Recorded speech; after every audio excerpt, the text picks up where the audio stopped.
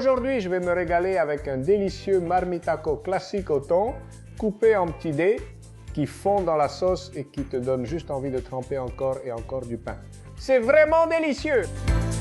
Yeah. On commence par hacher un petit morceau d'oignon. L'astuce, c'est de faire comme ça d'abord, quelques lamelles que tu haches ensuite très finement. Enfin, je vais faire la même chose avec un poireau.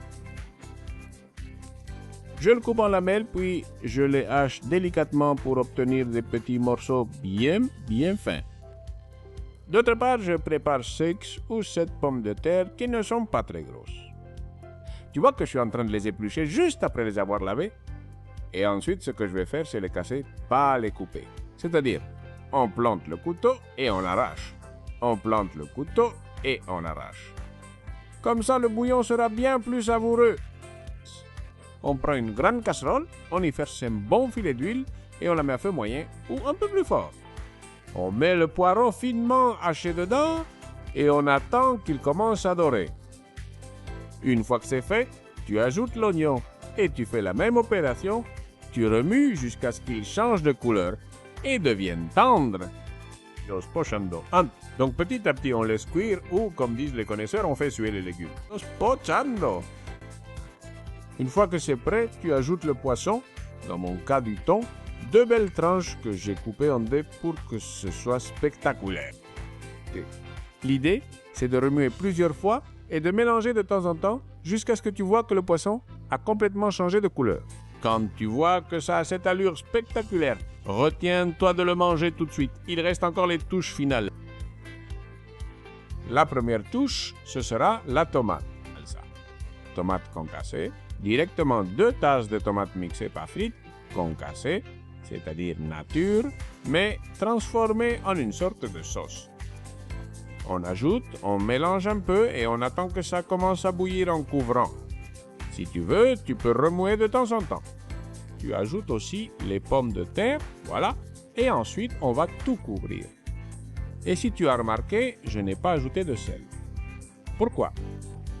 Parce que je vais ajouter un bouillon de poisson qui est déjà salé. Donc on ajoute les pommes de terre, on mélange un peu pour bien les répartir et qu'elles commencent à chauffer. Voilà, parfait. Et on couvre avec du bouillon de poisson. Moi j'en mets 1 litre pour ces quantités, mais mets-en assez pour que tout soit bien couvert.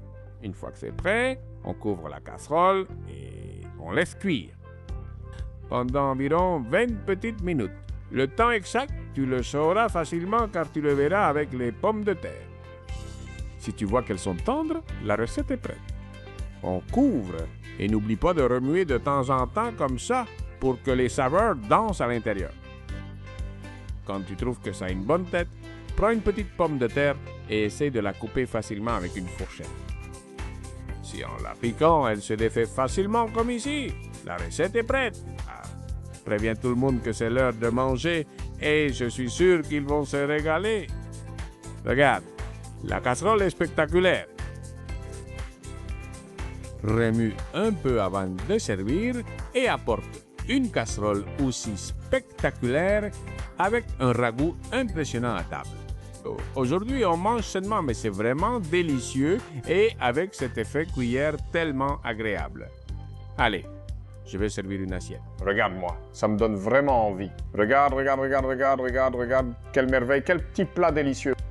Voilà, c'est ultra facile, ultra simple et avec un résultat qui plaît à toute la famille. Bien manger n'a jamais été aussi amusant. Tu prends la petite cuillère et tu veux en reprendre encore.